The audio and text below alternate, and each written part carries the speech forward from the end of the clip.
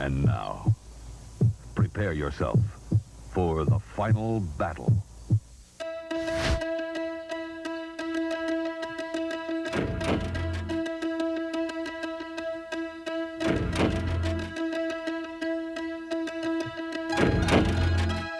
Listeners everywhere, welcome to the Movie Show with Joel and Ryan, the weekly fix for your screen addiction and a trusted source for discussion of all things film and television.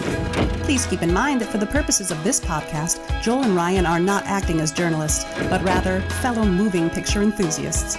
All of their opinions should be taken as such. Also, please be warned that while Joel and Ryan may seem like petulant children, they are, in fact, adults who may occasionally use adult language. While they promise to bleep out all the worst words, it's a good bet you will still understand what they were saying. And now, with no further ado, here's Joel and Ryan.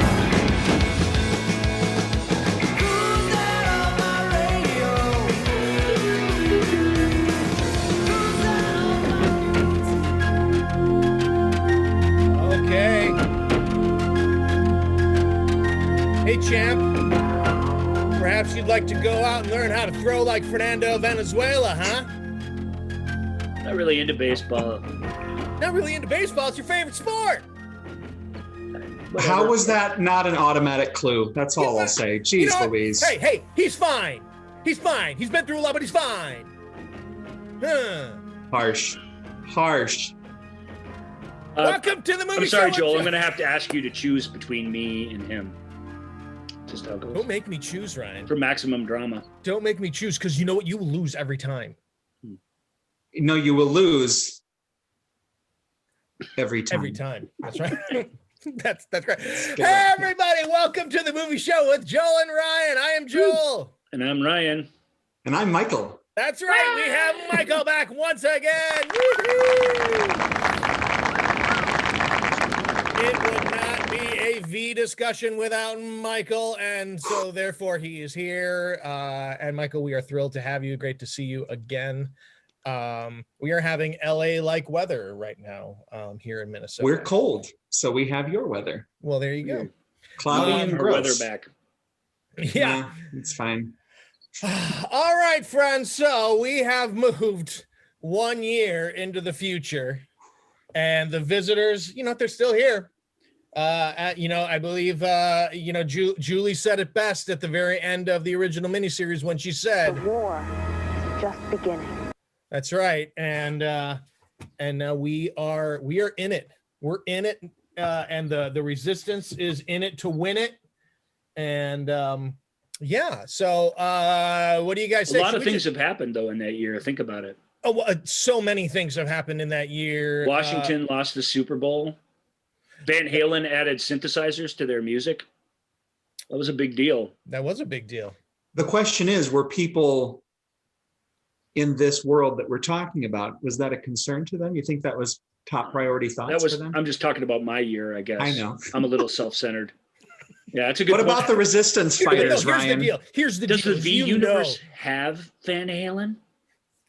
It's doubly tragic if they don't. If they don't, then just let the visitors win. It doesn't matter. The universe is poor for There you it. go. Yeah. What are we even fighting for? Yeah, and you know, there's some bro out there. There was some bro out there going, "What do you mean? I don't care that they're lizard people. We have lost 3 straight." That is Fire priorities. Joe Gibbs. Well, Joe Gibbs out. All right. Priorities. All right, friends. So let us jump right in to deep dive on the V. On the V. I went, oh man. The V. On The V. The final battle.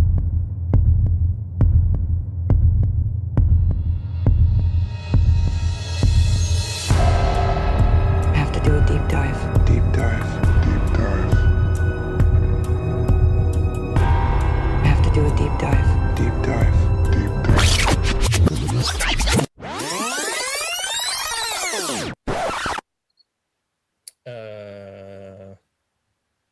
Oh man, I was just talking about how my computer was doing great. Did you do something wrong? I know. Not that you're aware of. Not that I'm aware of. Do we have Fans of the movie show with Joel and Ryan, it's a somber moment for me, but it is I, Ryan, who did something wrong. And as you know, whenever you hear the old rewind cue, it's the show's way of saying you owe the public an apology. So a couple things. First thing, throughout the last 2 V episodes, which I think were amongst our finest, so I'm mostly very proud of them, but all 3 of us on the show repeatedly got Ruth and Ruby mixed up. Not the characters so much as the names. And Ruby's an important character going forward, and Ruth really is just not a very important character. The differences are that Ruth was just a woman who worked with Juliet that had a crush on their mutual boss, and she leaves the show very quickly. And Ruby, who's another old lady in Juliet's life and was Abraham's sort of, I don't know, whist partner or whatever. They were sort of always together. The 2 retired people in the neighborhood. Besties, yeah. Yeah. And that's Ruby. And Ruby actually joins the resistance, gives Juliet that pep talk. Right. That's Ruby. So just to get that straight, you guys probably don't care. You probably catch up with us when we switched back to Ruby. Yeah, we were using them pretty interchangeably. We did a whole discussion about that character using the incorrect name. So that's we first really? thing. Wow. Yeah, we truly did. Yeah, Ruth and Ruby, you know, I could see how it happened. Let's throw the shade to the writers. You could have made this a little easier on us. You got 2 elderly ladies, both kick ass, but are you? I mean, that's on them. That's not on us. Mm-hmm. Yeah, Kenneth Johnson, suck it. You totally screwed our podcast. Thanks for V though, buddy. We really yeah. We thank you. But you could have been thinking about the ramifications of that naming that you were doing back in 1983. It's true. To be fair to him, one leaves the story just as the other enters, so it's not like. Yeah, but you know, but you also have a cast of thousands, so that's how we got it screwed up. Second thing, this is more just on the side to my fellow host, but I listened back to those episodes thinking that it was going to be a fun time for me to relive the fun of V and to get all hyped up for V the Final Battle discussions. Man, I am obnoxious in those episodes, y'all. I'm super sorry. I'm cutting you off constantly. I'm being just a complete know-it-all blabbermouth jerk.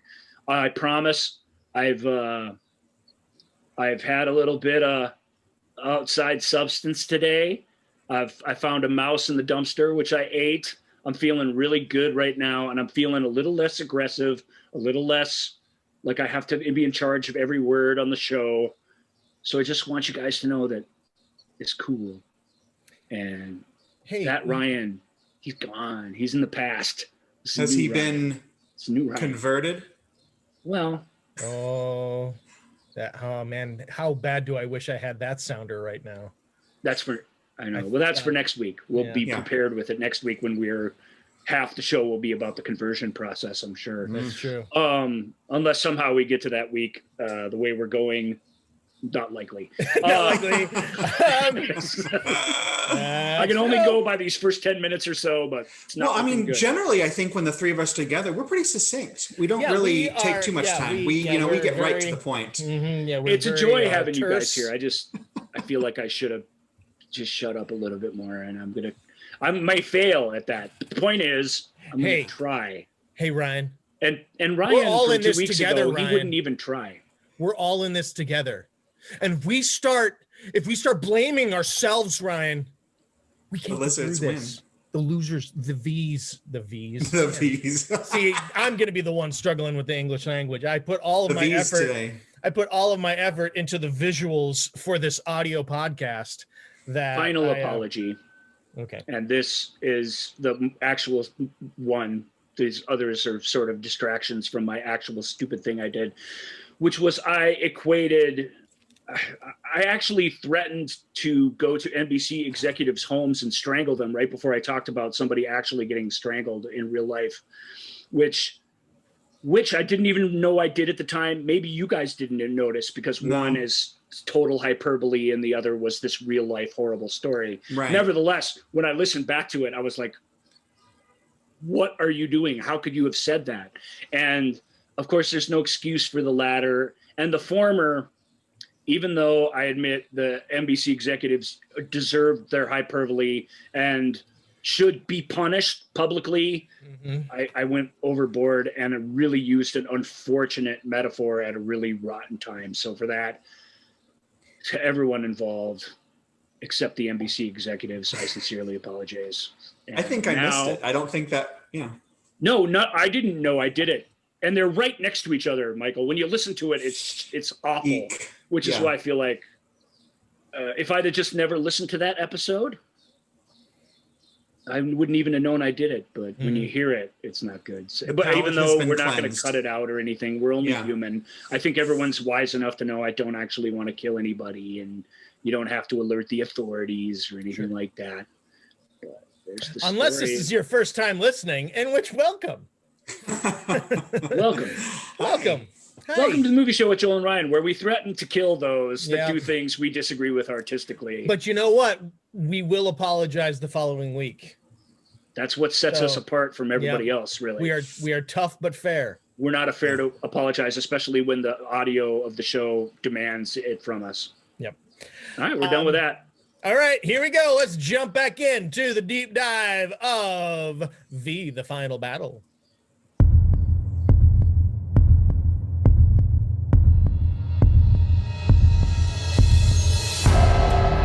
I have to do a deep dive. Deep dive. Deep dive. I have to do a deep dive. Deep dive. Deep dive. I have to do a deep dive. Deep dive. Deep dive. Deep dive.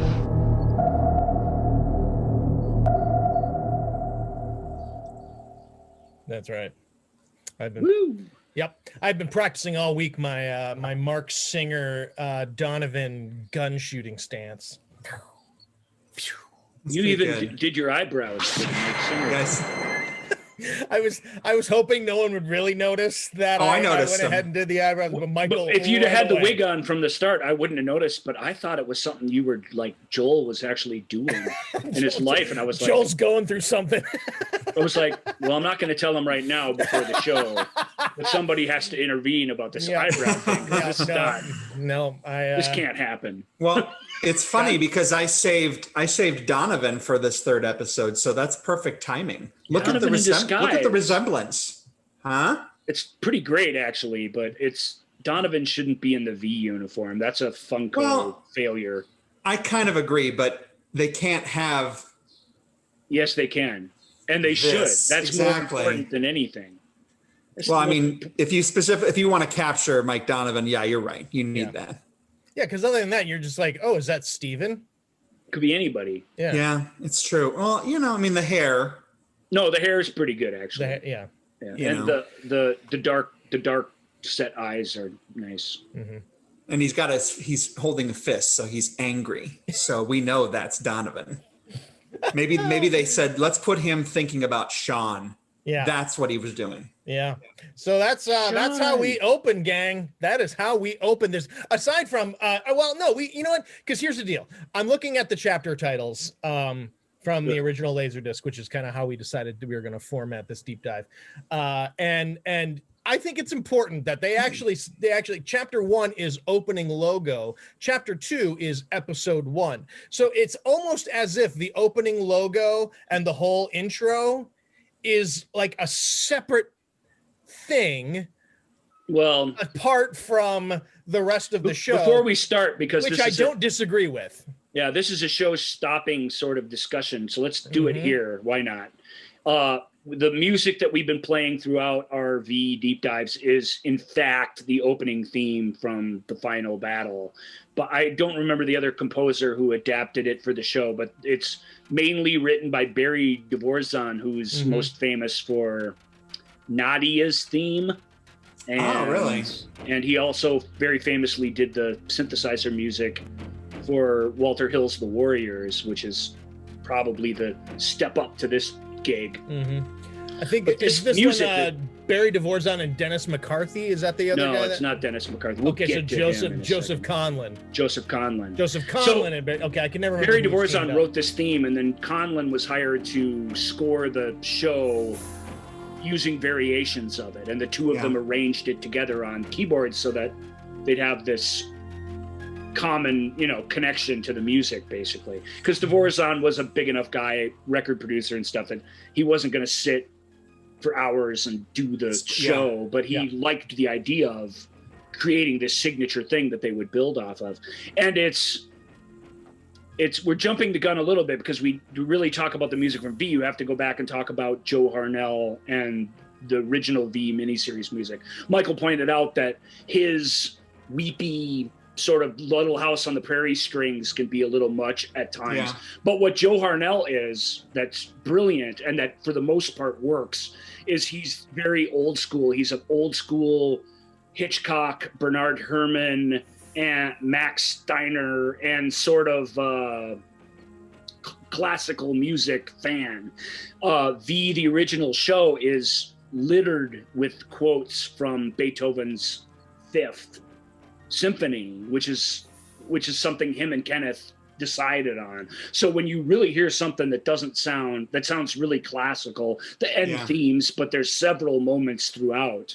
Whenever you see the V come, you get this dun dun dun dun dun sort of Beethoven like motif that plays. It's a very clever score, I guess is what I'm getting at. It's old fashioned for sure, but that I think that's not the worst thing you can say about a musical score. It is classy, and it fits everything really, really well. Even if it is really, it's very old school and melodramatic and broad in that way as well. It rips off North by Northwest, and I mean, it rips off things just sort of directly, but even the very best composers do that. So it's hard for me to get too down on him for that. He knows what he's doing when he does that, and he's doing it for a reason, and that's really all that you need. Dvorak has got a whole different approach. This is very Tangerine Dream. It's very John Carpenter. It's very 80s, you know, slick synth score in style, and it's fantastic. It's by far the best piece of music composed for anything. And Conlon's work, you know, that repeats itself. Which became a lot. the V series, the actual. Well, it's a repeated motif, but we'll get to V series in a second too. What the TV networks didn't like it. It didn't tell them when the commercials were going to come, which again is something Conlon refused to do. And Kenneth just said, if he got that note at all, he basically said, you know, forget it. I'm not listening to you. We're doing something different here, and you guys are idiots. But now there is no Kenneth Johnson. Kenneth helped with the story development of this, and helped in the scripting stage. And somewhere along there, when the directing and the whole package was putting together, the budget was reduced to a degree that he wasn't happy with, and he left the project, and it was finished up by other people. And his story elements are powerful, so we're really grateful for those. What he set up in the original miniseries is great, and the final battle, I believe, almost to a fault, manages to pay all that off very cleanly. But I mean, it doesn't leave any lingering questions, really. I mean, it really does take care of everything in a sort of CSI sort of justice kind of way, a CSI Miami way. I don't know if Joel has his shades nearby. Oh, I don't. I could do my. Well, it's interesting. My reading glasses instead. You're talking about the original, and other than the stuff that I took issue with, I can't for the life of me, even though I watched it 3 weeks ago, and nothing sticks, which is, I guess, kind of a good sign that it's not a distraction. Right. You know, it enhances, except for those specific moments. But talking about this theme, I mean, this gives me goosebumps when I hear it, because I think it's not just it's good, but it just brings so much. It's cool music, so but more than moody, that, it's so evocative of everything that the thing is up until this point. And it holds so much promise for what is to come, truly. It's really, really dark compared to Joe Harnell's, even though his main theme is pretty dark and minor in tone as well. This is really oppressive and spooky and creepy and awesome.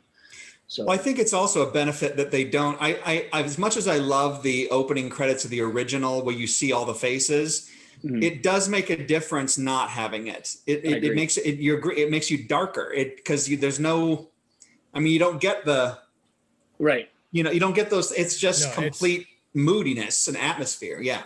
Yeah. And the slow, slow V slowly pulling out and revealing itself. It's a long opening credits. You wouldn't see its like today, I don't think, but it in that era, it's as good a job as anyone's ever done. Yeah. And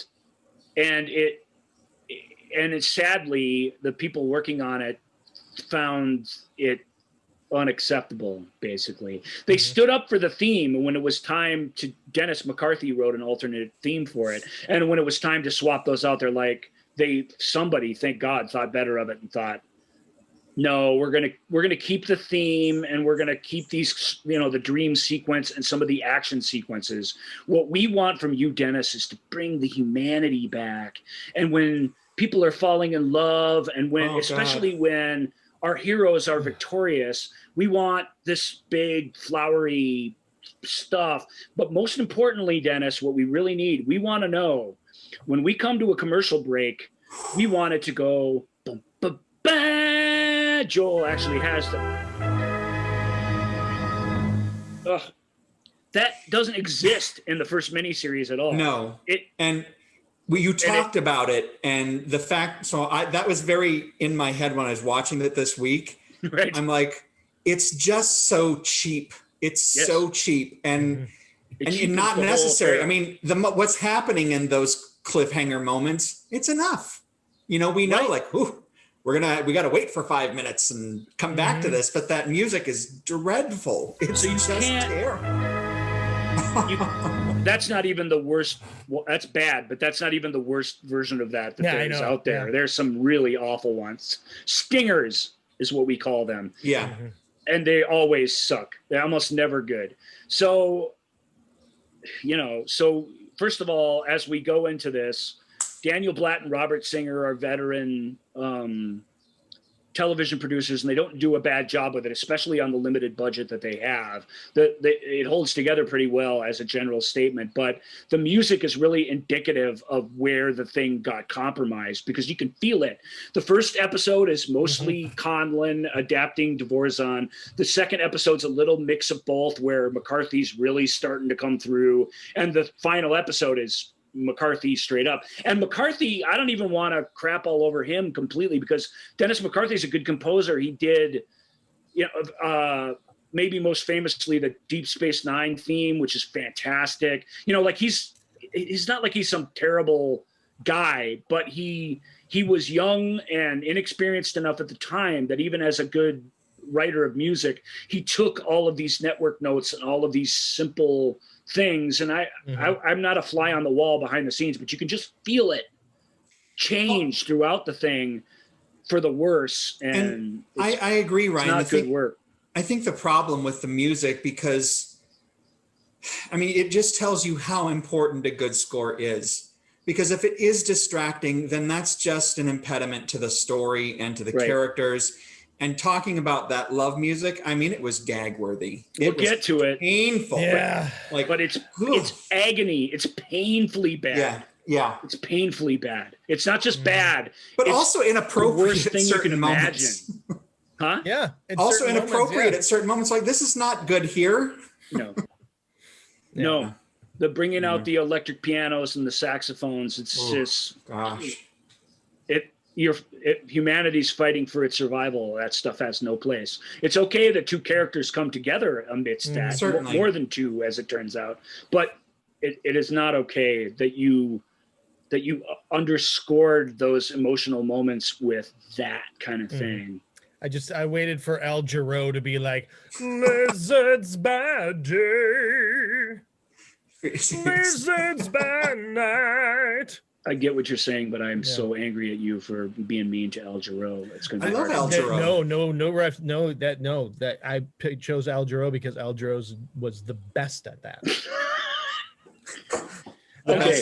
Al Jarreau was the best at Al Jarreau. That's settled. He was Fine. the best Right. Al But Jarreau Al of wouldn't the be a Al guy Jarreau. who'd be your first choice to, play in the background of the episode of Be the Final Battle either, I guess is your point. Yeah. And I agree. So here we are. So we that's had sort of the we had in-depth discussion of the music we said we'd have. And it's, Yeah. if you want to hear Dennis McCarthy's theme music that he wanted to replace Dvorak's music with, it is for the first half of the TV series, it is the theme song to that. Mm-hmm. And it is also terrible. It's bad. This is the bum bum bum bum bum bum bum. That one? No. Because that's very. That is Dennis McCarthy in a nutshell. Okay. But that theme I actually kind of like. I like that as a motif. It's a little marchy and a little, but it musically that's solid. It's his it's the balloon music and the love music and the stingers. That's the stuff I don't like. I was more accepting of the balloon music because of the content of what's happening. I accepted it more than the love music. It's Sorry, still, I'm just trying to find it here. It's still disco balloon music. It's really terrible. weird. I mean, we'll get to it. I'll stop there because it was a good pull by you because you just pulled out the one thing that McCarthy brought to it. That's sort of a compromise between the two. Right, but I didn't know that was a part of the final battle until watching it this go. Yeah. Oh, that's the original, right? That's Joe Harnell. Okay. That's good stuff. That's also very moody. Old school, but very appropriate, very mood appropriate. Mm-hmm. But I mean, I didn't know that the actual television series, the weekly series, that theme was used in those second 2 episodes of Final Battle. I didn't realize that. And so I was like, oh, I know that. Yeah, but you need to check it out on YouTube. We can't play too much of this music on here for different reasons, but sure. On YouTube, both opening themes to the series are available. You can go see them and compare them. And the first one is the one that was supposed to be for Final Battle. Had McCarthy gotten his way, and the executives, I think it was a case of money, really. They paid a big-time producer and his partner to create this thing, and I think once they laid out that money, they wanted some return on it, so they left it as the theme. Mm-hmm. But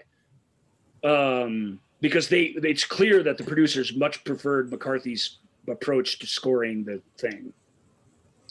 I don't want to spoil every event, but the music that plays when the water comes crashing down when the pumping station blows up, that's just terrible music. I don't know how else to put it. It's awful. There's not much about that scene that is good, but we'll get to that. Let's jump in. Let's jump in. So we start. We open, and it's slow-mo, and we are in one of the visitors' ships, and then there's Mike. Mike's running. And there's Sean. Sean's back. Hey, everybody! Sean's here. He's gonna escape with Sean. What a beginning! Wow, we're just jumping right to a victory here. Our heroes must be doing great. If Sean and Mike are about to, he got Sean right away.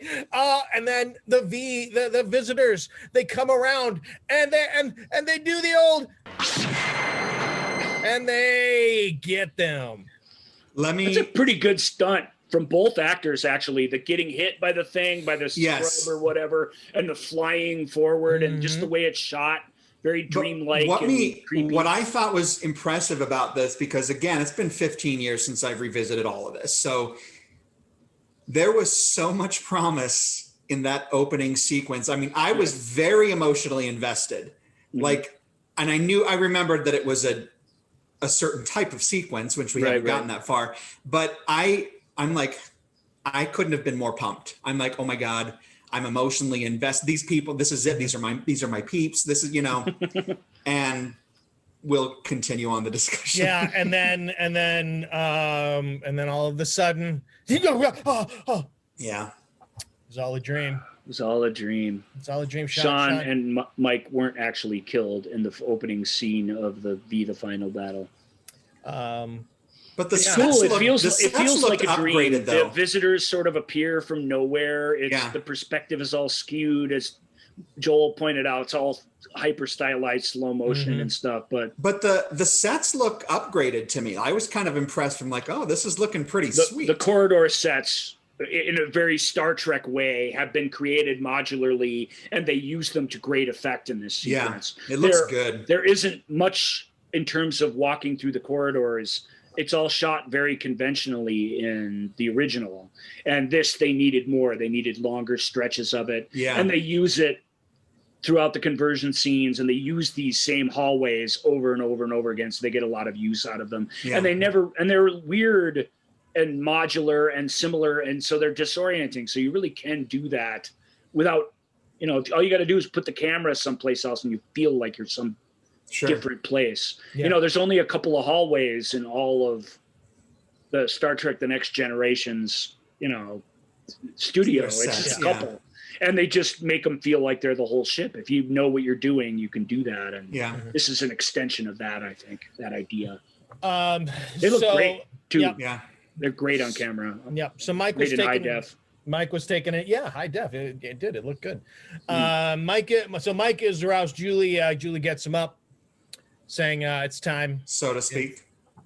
Hello. Hi-oh. What? So early, too early for the sexual so they I know there's going to be some, but I just too early.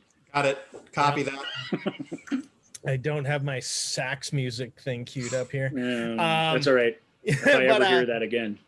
But so they're getting, he's like, okay, Mike, it's time. We're gonna go. They are doing a raid. They're gonna try to shut down.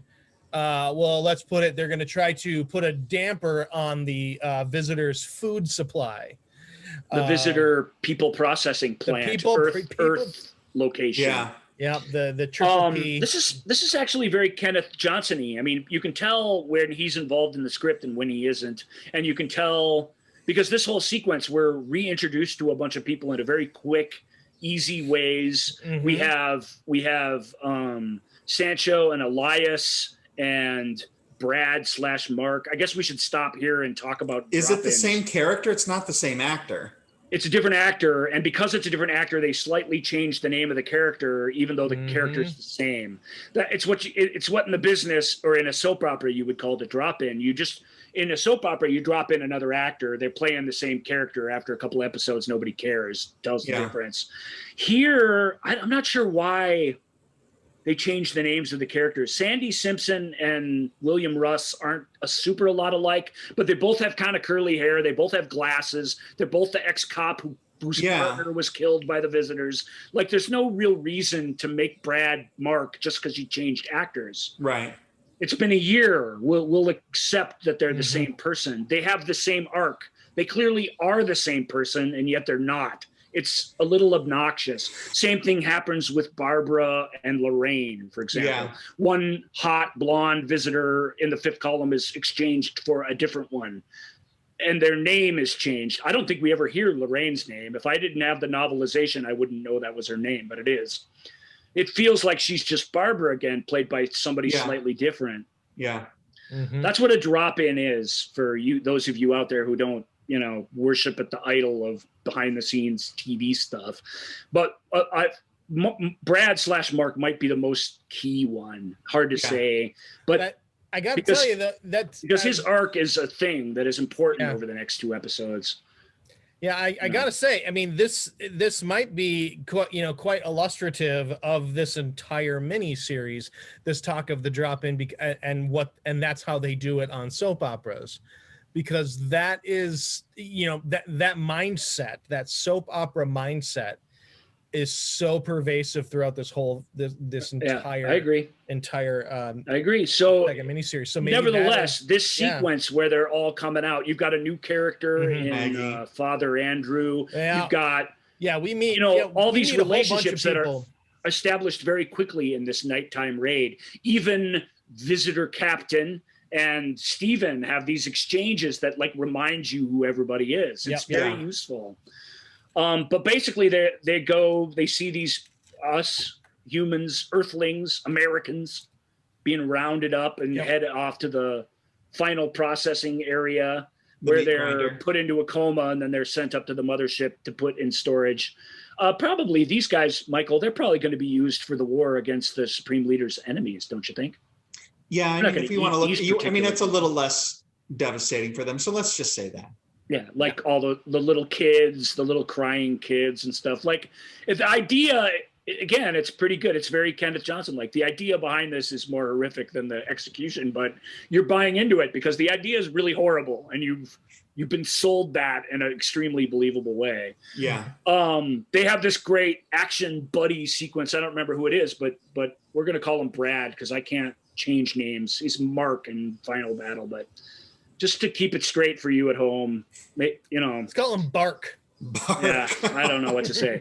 Anyway, Brad and Elias, who we've seen have exchanges earlier, they're like, okay, you take that guy and I'll take this guy, and it's all right. And they're like, now don't miss your shot. Don't worry, man. And it's all that kind of action buddy talk. And of course, they all do exactly what they're supposed to do to take out these sentries on these watchtowers and stuff. And all these visitors, some of them get knocked over. Some of them don't even get knocked over. They just get back a couple steps from this M16 fire. Yeah. Something's changed, and bullets don't work on the aliens anymore. Yep. It's very disconcerting. Only Donovan, because he still has the visitor gun, is taking care of business. Everybody else are just mildly inconveniencing the visitors. And our guys start getting shot. And we have to call a retreat. We don't save anybody. We don't cause really any damage. Yeah, I love it when Steven's like, you can continue processing. Yeah, exactly. So I'll just chill about it. And Visitor Captain's kissing his ass, because it's his superior, and he's like, and we know Visitor Captain is a man of ambition, and he's all, well, you must be very proud of yourself. And Steven's like, what's his exact words? They're so great. There's no glory in rousting this rabble. Yeah. Andrew Prine. Andrew Prine. The worse the writing gets, the better an actor he is. Oh, so he really has found a place where he can shine compared to the original, where he was quite good. But in this, with that sort of dialogue, this writing does separate the wheat from the chaff right here. I'm telling you, and he's the kind of guy who, you write whatever shit you want, and I'll say it. I'll make it work, and I will sing. Because he's been in every bad, cheesy, dumb monster movie since the dawn of time, and he just knows how to make this stuff work. And I love him for it. So that's a good sign. There's no glory in this rabble. I love this beginning of the show because again, we quickly reunite with a bunch of our favorite characters, and also it shows that it's a great showing of the passing of time, that the visitors haven't just been like, oh no, they started the war and our heroes are losing, or maybe they've had a victory here and there, but they are primarily, the visitors are also adapting. They're figuring this out. They're like, okay, well, and this failure motivates the entire episode's ultimate goal, and that's good storytelling. There's another drop in. I can't remember her name. In the show, she's like Irene or something. But one character that we're supposed to recognize and yet we don't, dies in this particular battle. And it was supposed to be Fran Leonetti. It was supposed to be Tony's sister. And Father Andrew's given her the last rites at the end, and you're supposed to feel bad about it. But again, it didn't get the actor back.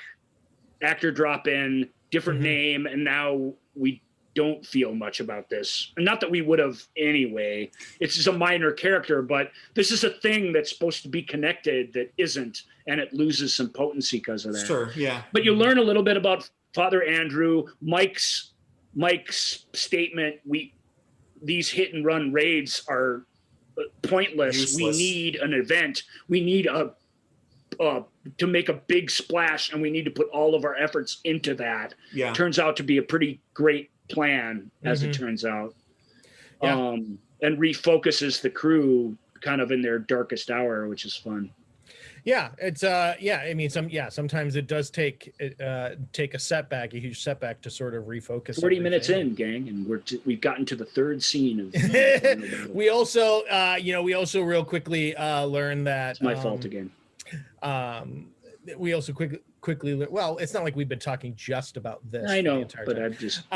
I'm just. We also checked back in with Robin. Her pregnancy has moved quite along. Yeah, it's been a year, so really she should have had the baby by now, and the baby should be walking around. Yeah. But I guess it's been 9 months. Let's just say that's what it's been. Yeah. Yeah. Okay. Because she's ready to pop. It's a year later, meaning it's 1984. It's not necessarily. Yes, exactly. It is one digit further along in the calendar. Right. You know, unfortunately we didn't get to see like Christmas time or Hanukkah at the original series, although we won't talk about it much, but it actually has one of the cutest Christmas episodes I think I've ever seen on TV. At the end, just to give you a little hint about how awesome it is, because we won't talk about it specifically, but at the end, Michael Ironside is dressed up in a Santa Claus outfit giving out toys to orphans. Probably what's more heartwarming than that? With a giant smile on his face, because you can't see a smile or not a smile, but you get the sense he's frowning, but he's doing it anyway, which is that's the whole point of that character. Yeah. Oh my God. That's about as close to a good guy as he gets. Let's keep going because we got to get to him. He's the best. That'll be next week too. All right. So one thing the final battle does that's bad is it waits an entire 2 hours before it starts introducing really key important characters to you when there's very little time left to do anything with them. He's the exception. He makes his mark because he's the greatest character in all of TV history, but not others aren't so fortunate. Yeah, correct. All right. So Mike is talking about this, we need a big event. We need something to show everybody the truth. And then if we can show everybody the truth, we're going to get everybody on our side and be able to and maybe get some more people. Especially Eleanor. She's going to shift quick when she sees. Yeah, totally. She's important. But so we get the announcement that a major event is going to be Christine held. Walsh. Remember her? She's back. Christine. Yeah, Christine's still there. Spokesperson extraordinaire for the visitors with bigger hair. Bigger hair. Well, who doesn't have bigger hair? Whose hair got smaller in the interim? Diana's. I got to say, I originally thought, because I kept conflating Diana's hair in the series versus the final battle. In the series, her hair gets bonkers. Yeah. But her hair in this was still relatively understated. Robin's hair gets a little bigger. But I just very well kept for her condition. I attributed that to the hormones from the babies. Harmony's hair gets a little bigger, but I just figured that's because she's away from the greasiness of the food truck. But although when we first meet her, she is not. That's true. All right, so then we get her and Willie are just living their best lives during the end of times. Lost in their romantic interracial bliss. Yeah. Interspecies bliss. Yeah. Right. But we're made of the same stuff, Ryan. The same basic genetic stuff. Oh. Yeah, go ahead. I'm sorry. So John is going to announce a medical breakthrough, a universal cancer cure. They don't announce that yet. No, we don't. I mean, but that's what he's going to be announcing. Spoiler alert. Well, I don't think we need to spoiler alert from 1984. But it goes without saying, if you're watching a deep dive, we spoil every second of it. Well, of course, but I think it's interesting. I equated this announcement from the visitors to the Three's Company. I have to tell her this, and then the other person says, "I'm really in love with you." Now, what did you need to tell me? Like that whole. Oh well, anyway, that's how my anyway. Anyway, Joel's not wrong. Anyway, we have a big announcement. Tell us what the announcement's going to be. Just that this big announcement. Yeah, big announcement. Happen. And it's going to be huge. It is at so the huge medical that center. it can only be done at the Los Angeles Medical Center, where Ben and Juliet used to work, and where they still go regularly for where supplies. Daniel Bernstein is a Century Guard. Where Willie and Harmony have been reassigned. Everything revolves around the LA Medical Center as it shakes out, which is very convenient for our story. Yeah, and so this is where we get to see the smallest big event in the history of television. So Mike comes back. We'll get to that. The LA Medical Center is the only place with a wonderful turning staircase, perfect for that announcement. Very well staged, at least. Very. I agree. So obviously with this event, Mike is like, okay, this is our chance. Let me go talk to Martin. Martin will help. And Martin's like, dude, this is not a good. Martin's like, no chance, man. Even if you could get the invitations, they're all electronic and they're all encrypted, and all the codes and stuff are changed like right before the event. And it's blah blah blah. It's like you can't do it. You can't forge it, and even if you could, you can't trick the system. So no, I can't get you any passes, and you can't get any either. And Donovan does one of his, listen, Martin, even though you've done everything for me, you're not doing enough, man. Or whatever guilt trips that he lays on Martin from here on out. Mm-hmm. I think they just need to, for my money, they just need to kiss and get it over with and get rid of all that. They kind of need, at least Martin, I think, needs it. But maybe Donovan knows that, and so Donovan's like, "Hey, I need you to do one more thing." He's using it. Yeah, he's using it. I know you can't resist this, Martin. So let me undo another button. Yeah. Yep. I need you to do one more thing. Oh my! People Donovan. are dying out here, man. Yeah. Poor Martin, man. It's hard to be a good guy amongst bad guys because whatever you do is never enough. How could it be? We're talking, Donovan's got a point. He's talking about genocide. Martin's just sneaking around trying to change the scales just a little bit. That's really all that he can do. Yeah. So I mean, that conflict is real, and I get it. Mm-hmm. Yeah. We also get, let's see. So then we get, amongst all this talk and the event, Robin obviously is very, very distraught. She's got weird scales going around her neck. And she has like this ring around her neck that's lizard skin kind of. She feels like she's being turned into one of them, which she's wearing all these bandanas and scarves and shit to try and hide them, which I don't think I can tell you for 1984 were not the fashion really. So she looks a little silly, but that's the point. Her fear is not unfounded because literally she sees her skin being turned. So she feels like this is turning me into one of them. What is going on? At the same time, her in true Robin fashion, her willingness to accept that she made it with the lizard, like all of that. She refuses to go into the lab. She refuses to look at the drawings. There's all these things that she won't confront about her situation. Yeah. I understand why she doesn't want to accept the horror of what it really is. But is this a scene where Polly to go on with life as possible? Yeah, Polly's not helping.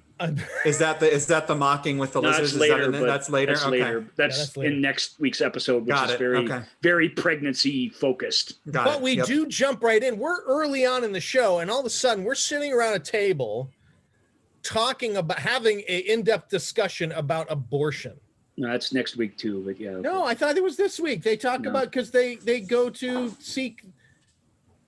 This is Maggie makes. I thought this was this. I thought we were here. No, you're a long ways. That's next week. It's not even this week on V. It's next week on V. But it's a good point. But we're not there yet. Sorry. Oh, I'm terribly Willie sorry. hasn't been kidnapped yet. She hasn't seen the list. She hasn't gotten to the. We're nowhere near that. Right. Sorry, that's next week. Right. And Julie's not even around for that discussion. Yeah. Sorry. I'm terribly sorry. I got. It's a great scene. I get why you want to get to it. Yeah, I got caught up in. I got tripped up because of Well, I can see getting tripped up because we have to talk about Robin Maxwell's poor decisions. Look, Robin Maxwell's dilemma has been set up by Kenneth Johnson brilliantly, and to the degree that the final battle pays it off, it's pretty satisfying. Oh, no. I'm saying character-wise, no, I think her trajectory is fascinating. Right. But it doesn't make me I don't think Robin can ever be endeared to me. Aww. No. Mm-hmm. Well, Robin. there is one thing we'll talk about that's pretty cool. So kind of makes her a badass. So yeah, okay. So kind of. Or maybe perhaps just an insane psycho. Tomato, Ryan. Anyway, we've got to stop we have to resist jump ahead the temptation to jump to the things. Yes, you're right. We need to talk about everything. Scene. Yeah. Okay. There. Okay. So Maggie makes contact. Let's start there. Yep. We know that these passes are going to be really, really difficult. There's a new character we're being introduced to, Maggie, played by Denise Scalick, I believe. She's her job is to warm up to Daniel and to get inside information. Seduce him, yeah. Yeah. Her husband was killed as part of the V invasion. They used to run a commercial shipping company, I guess. And Maggie, in the meantime, Maggie and Brad have found each other, and they have this almost teenager-like relationship. Maggie and Bark? Yeah. Yeah. Maggie and Bark. Brad/Mark. I think, just talking about the introduction of Maggie, because it is pretty smooth. You get enough, but she's one of those characters. I wish there was more time, because I kind of liked where she has to go, and not to get enough information about that and kind of get more inside scoops to her is kind of a bummer, because there's a lot going on. We talked about this on our foreign movies that are for everybody except they have subtitles episode. I don't remember what we called that, but that's what it was about.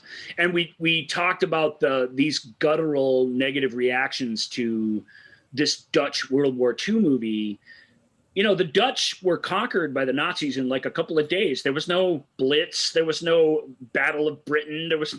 They just couldn't fight back, and they just surrendered and were owned by the invading army. And their version of resistance was highly compromised and unpleasant. It was sleeping with army officers. It was sneaking around. It was killing your own country people if they learned too much. It was this very ugly, awful thing for them. They were neighbors of the bad guys, and they couldn't fight for themselves. All they could do was resist in these quiet, sneaky, awful ways. Yeah. And Maggie's character, I think, really represents that. She's got to go be Daniel's boyfriend. That's what she has to sell. Yeah. And she's willing to do it. And she does a really good job of it. And she never, and miraculously, she never loses herself in it. She's always clear about what she's doing. Yeah. But of course, her new boyfriend absolutely can't handle it. One thing about Mark, I guess, that maybe isn't the same with Brad, but I liked him a lot when I watched the show originally, because I identified with him. I was a temperamental kid who was all about me, and my feelings. Like, I really saw a lot of myself in this guy. As a kid, I even kind of looked like Sandy Simpson a little bit, the guy who plays him. So I was like, that's me. That's my part. It's not Tony. He's kind of a dick. Nevertheless, yeah, that's my guy. But that's what I'm saying about Maggie is like the fact that she continues to just business as usual. She has to. I think that's fascinating. What a cool character that we just get no more than 2 bits of information about. Right. And that's a bummer to me. You get a lot of Denise gives you a lot of her attitude, and a lot of her inner strength comes through the character, which is really great. Whereas Sandy is not afraid to play Brad like a total doink.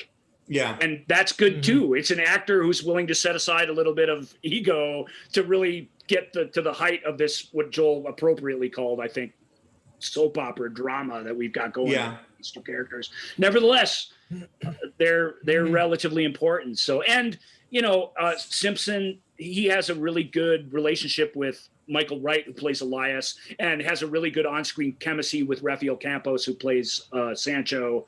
So these resistance fighter century side people are all really well sort of developed, I think, from a chemistry standpoint. Even Father Andrew, played by Thomas Hill. He's fantastic. He's a really good actor. And that character brings this conflicting, sort of unwelcome dynamic into the group, because he's this very self-righteous guy. He's fought with the Guatemala resistance, so he's very useful to the resistance movement. But his mind is always on that's doing the Lord's work and stuff in a way that's not super useful at all times. But I think that's what's interesting, and just not jumping ahead to discuss it in depth, but his part in this adds a whole new bizarre level to this battle. I agree. Not just because of his actions, but because of what he represents. Because he represents spiritualism in a place Exactly. where all we've had is action heroes and scientists fighting aliens. Right. When you bring spiritualism into it, it's just not, it doesn't fit comfortably into the story at all. And that's cool. But my point in saying that is that I'm sure we'll get to this, is that this series falters on so many ways. It just, there's a lot of problems. But I think this introduction of this character and what he specifically is seen later, we'll talk about, that's heavy. It is heavy. Yeah. And the fact that it's so brilliant and so interesting because of this new character. And that it's anchored by a really good performance. That could have been a bad performance in other hands. Yeah. It helps a lot. Yeah. Thomas Hill's a good actor. And this is, again, he's a guy who's usually a general who has 4 lines and stands in the background. Yeah. He's been in tons of stuff, but he's never had a part where he's got to play it over 6 hours and really develop this. Father Andrews, I mean, despite certain poor choices, he's a badass. You know, he's in there getting his hands dirty, and I think that's right. great. Yeah, he is heavily involved. It's not like he's going, all right, everybody, go be safe. Exactly. No, he's he's out there, he's armed, he's ready to roll. Yeah, and he's got that little story which kind of introduces us fully to him. Yeah. You know, as to why from. he would be so actively involved. Yeah. So we talked a little bit about Maggie. Let's also this is a good place to, I think, also point out part of the spy network. You know, we have Maggie infiltrating and getting in with Daniel at the friendship visitor center thingy, super nice house that Ruby has posted herself. Got a job there. as a cleaning lady. She's a cleaning lady at visitor headquarters. She got the teeth. She got the glasses. She does the makeup, the wig, everything. So Ruby. There's that great scene where Brian and Daniel, and this is probably skipping ahead, but it's not skipping ahead too far. But they're walking the grounds of this sort of California mansion where the visitors have their Earth headquarters. And Brian says, Daniel, perhaps one day you will have a house like this. And David Packer gives this great, yeah, I know I will. And you're just like, I mean, talking about Daniel though, in this, he is completely turned. There's nothing left. And I think that's an interesting trajectory from where we saw him before, where you could see he was kind of tortured. Yeah, there's no conflict. There's no conflict anymore. No. And just as a side note, you know, I spent some time with our mutual friends up in the Pasadena area. Oh, yeah. We live 2 blocks from that house. Really? Building. The visitor home headquarters? Visitor headquarters, yes. Well, we'll talk about that. Many big time things happen at that place. So we'll visit there a lot.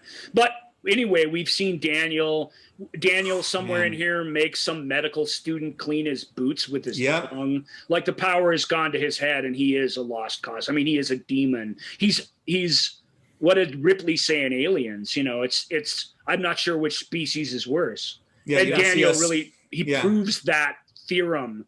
You know, you don't see them selling each other out for a percentage. No, but it's interesting. And Daniel like you literally said, is doing that. He's selling out his own people for the power. And he says, "I've got 20 people I have 20 visitors under my command." And so you see, and I think that's a common thing we see through both series, is this need for power. I mean, you see it in Eleanor. All these things that's just all about power and moving up seduction of power. Yeah. And Elias, he's got a drug. Elias is supplying him with drugs, uppers and marijuana, and Daniel is spreading them out amongst his ranks, and the visitors are starting to get high when they're on watch at the medical center. Yeah. Very famously with the scene with the that dumpster I referred to at the beginning where the visitor, nameless, uncredited visitor, an uncredited bum character, is walking around after having smoked a bowl, looking because he has the munchies, looking for something to eat. Well, what does a visitor want? Mousy. He reminded me of the Fagga Beefy guy. For sure. Hey Bart, have you unscrambled those letters yet? Fagga Beefy? I kept thinking, it was like, is this the same guy? Is this the same actor? Yeah. He's Mousy. He's looking for the mouse, and this bum hobo is sitting down by the dumpster, like laughing at him. And then when he sees him find a mouse and eat one, he gets all sick. And Brian is like, "You idiot! They must never see us eat." And the poor bum gets killed because of it. Yep. So, but it's funny. It's a funny, weird sequence. So we get that the when I was a kid, I didn't I thought he was just a dumbass alien. I had no clue that he was. I think I was the same. I'm like, I don't get it. It's done in a sort of subtle way where if you know what they're talking about, you know what they're talking about, and if you don't, you probably have no clue what's going on. Yeah. So. And I didn't, and now I do. So we just established that there's a spy network that Ruby is working. Well, that Elias is also playing Daniel in his own way. That there are these connections that our good guys are integrated. They're working the system. And Elias, in a real bummer sort of way, is still catching heat from his dad for being a drug dealer, even though he's doing it on the side of humanity. He's only doing it to literally. Why couldn't you be a doctor like your dead brother? You know, it's just, can we let it go? It's been a year, Caleb. Come on, man.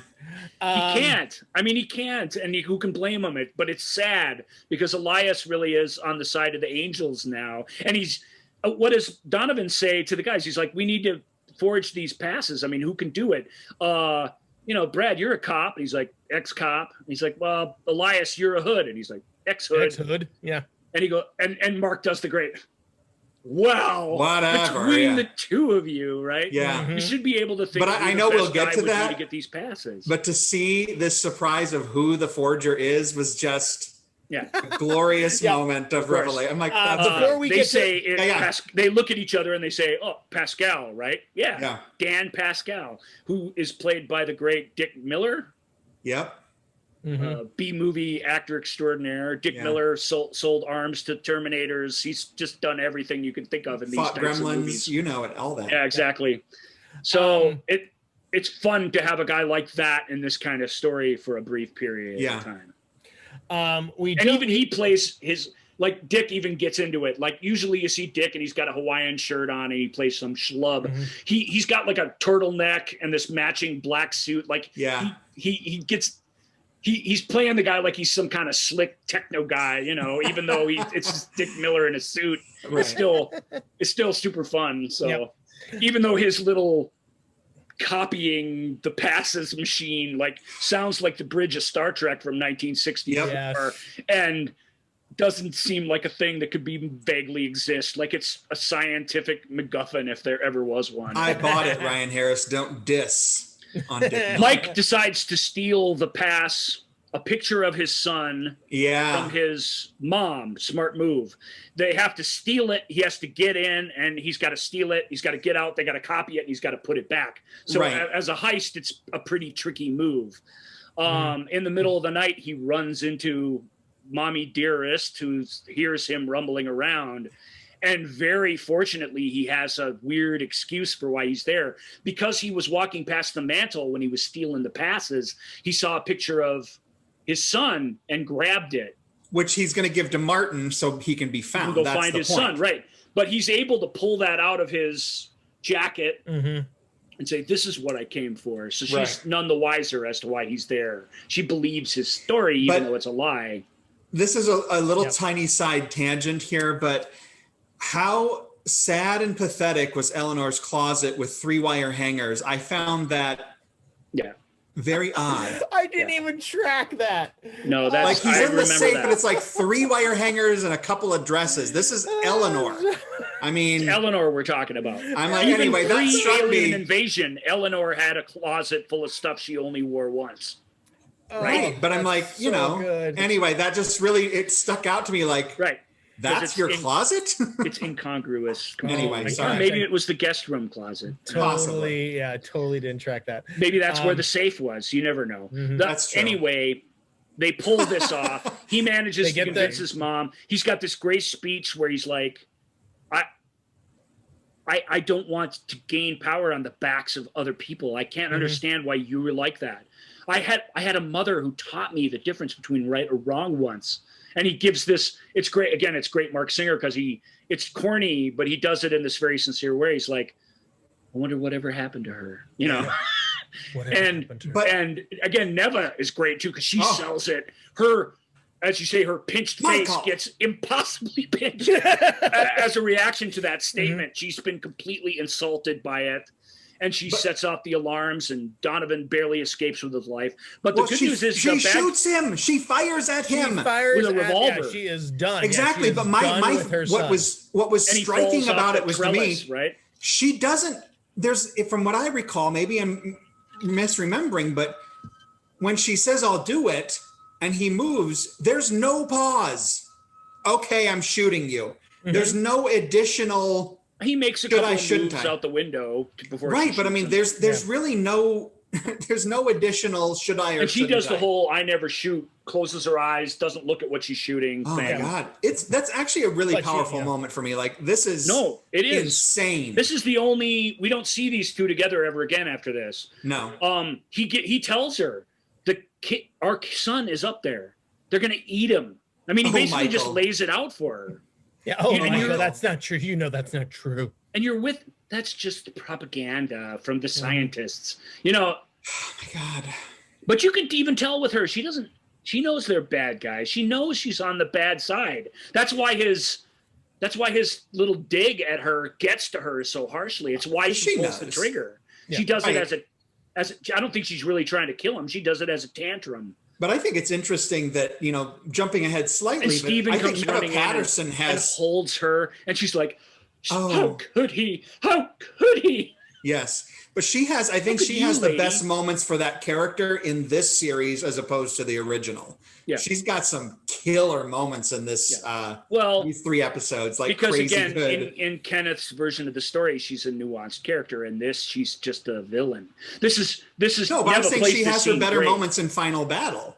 Right. That's what I'm saying. As far as like, wow, but that's because they're go for broke moments. The transition. Same with is Daniel. Final. It's all go for broke evilness. You're right. It is impactful. Yeah. Even though it's at the expense of the nuance of the character to some degree. Yeah. So we have the past now, and it's great. And we success little beep boop boop beep beep beep boop, and we got the pass. And there's a lot of dial tones in these shows. Yeah. That is literally a soundtrack from Star Trek. It's from the bridge of Star Trek. Go back and listen to it again, and picture McCoy and Spock walking around. You will. Right. It's a stock sound. It's terrible. Yeah. I mean. Takes whoever the sound guy is, take some integrity over your work. Seriously. We do get a little Robin moment where she has her nighttime craving. Oh yeah, the Rosemary's Baby moment. That's a really good pull. Yeah, that's But she goes in and she's like, what's she eating? Roast liver, something? Yeah, liver. Liver, it's raw that's right. Something, or it's uncooked liver from out of the fridge. It does look like liver, doesn't it? It's kind of brown and gross. Yeah. All right. So and she realizes what she's doing, and she can't stop herself. She can't stop eating. Yeah. She's eating for 2 now.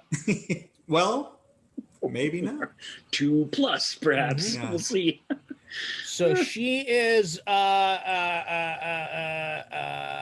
what is this where okay, so now we get we're coming up on Christine's getting back to some Christine Walsh stuff.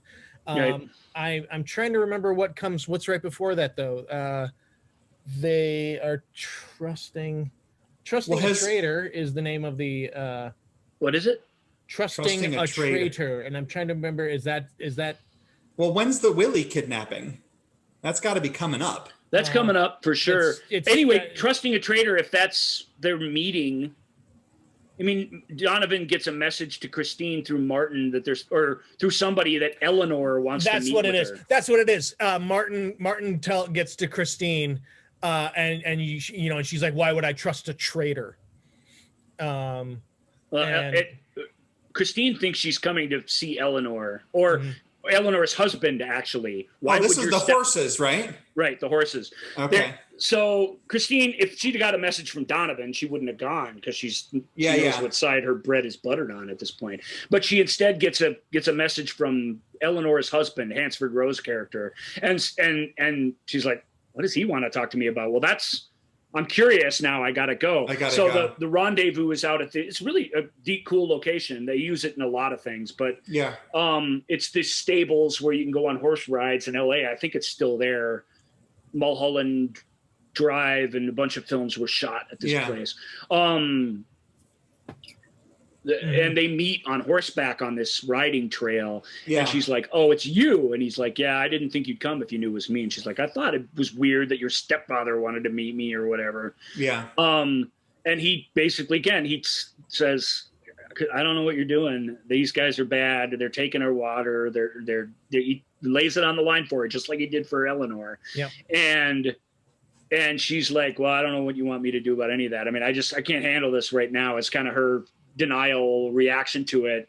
And he's like, well, I want you to try and find Sean. He's in a section called such and such a what a 34. 30. Yeah, I was going to say 34 or 38. That's I can't easy. Remember.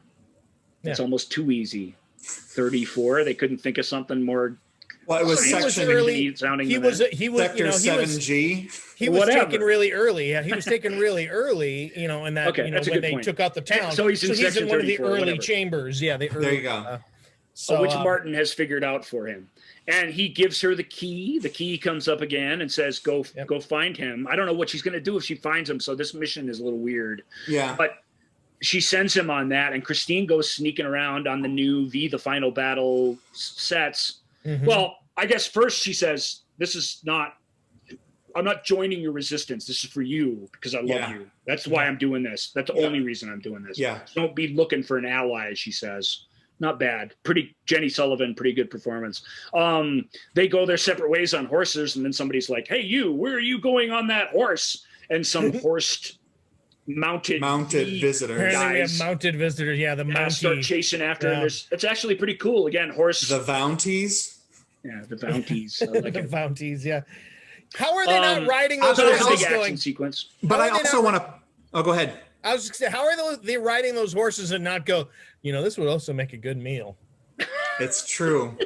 And how are the horses not reacting? Yeah, why are the horses? But I also want to point out that I think they've been converted. They had horse conversion. Yeah, but I think it's great that Singer's doing a lot of these stunts, and you can tell it's him on this horse. And like this, this most recent, all these viewings of this have further endeared. And you keep using that word Singer to me because I told you in the very first episode, he's the perfect actor for this project. You cannot think of somebody better. And it's not because he's the best actor they could have gotten. He isn't. He's just every once in a while it happens. Margot Kidder as Lois Lane, like it's perfect. Yeah. This is perfect. Mark Singer as Mike Donovan is. And I do have to admit that I think the jeans were tighter in the final battle because I found myself far more distracted about what I was seeing on screen. He was still pretty unbuttoned, but not as ridiculously. But the jeans were definitely tighter. I can confirm that. He's rocking a turtleneck at the whole beginning part.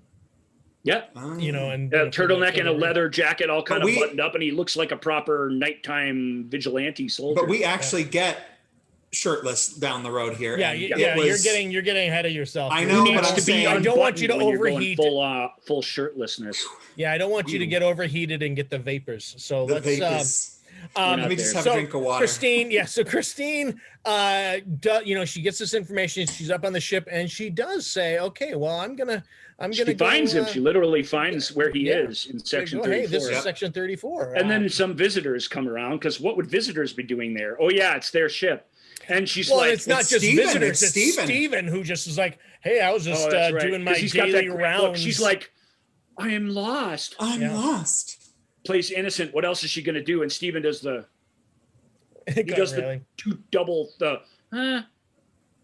no, you're not lost. And he brings her to Diana, and Diana's like, there's a lot of touching in that scene with Diana. Oh, there is. I don't remember what scene it happens. There's this great scene where, I think it's earlier, but Christine gets dismissed, and Diana actually just grabs onto her and makes her and looks her. It does nothing. Looks her in the eye for a couple other seconds, like just to remind her, I'm in charge when you come and go, and I'm in charge of everything about you. Mm-hmm.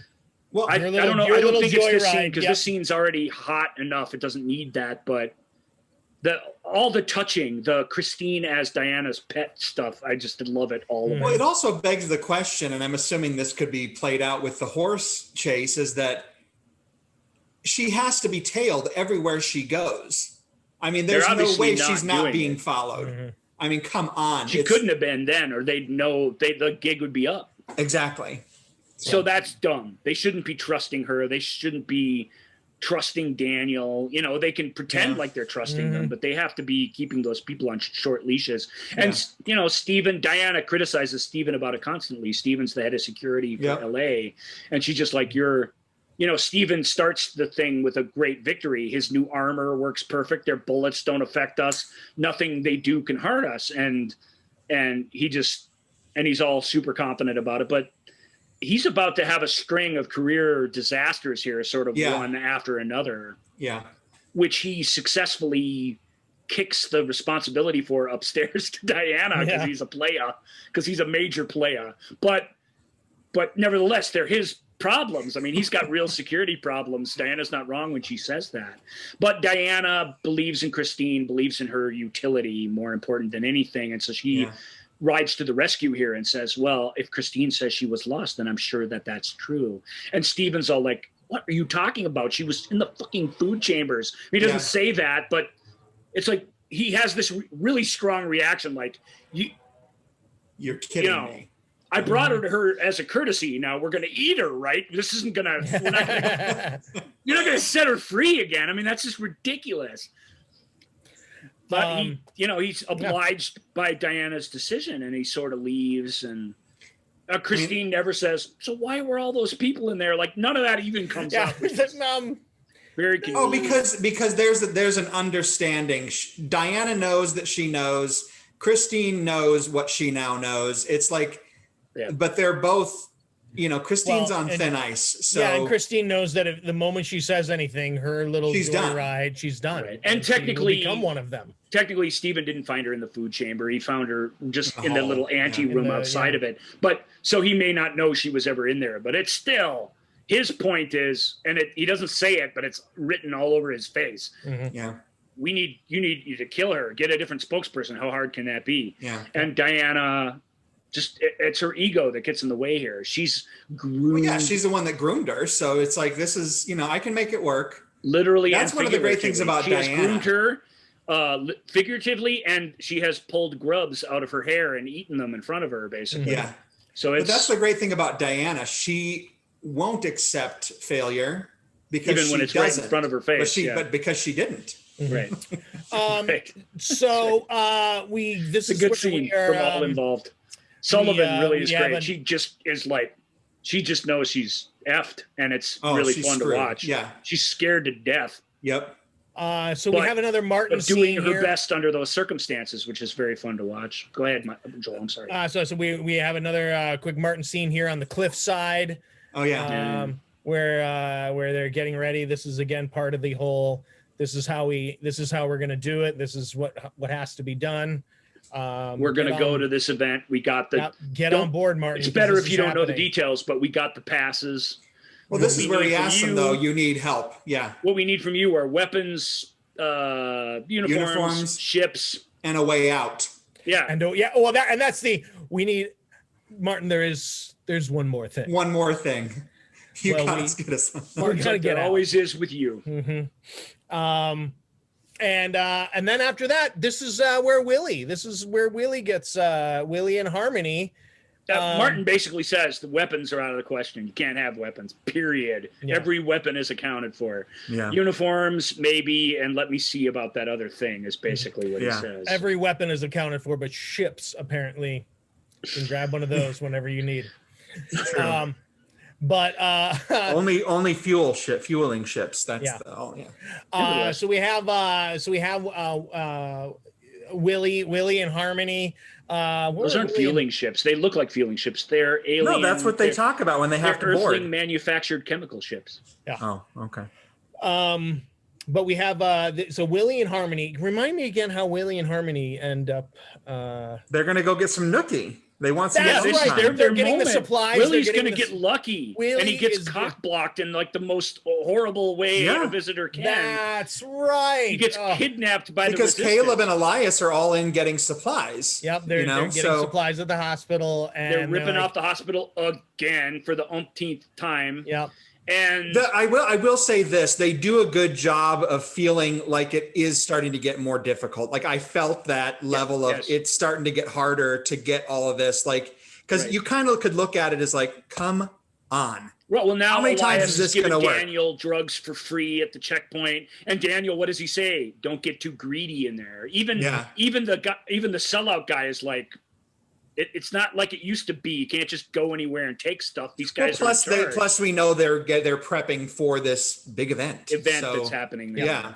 So Willie and Harmony, so they went into the wrong room to wrong room to have some. And it's a sweet scene. Love. They're so sweet and cute together. They are so lovely. And Willie, you can tell Willie only half kind of even knows what's going on, but whatever, he's along for the ride.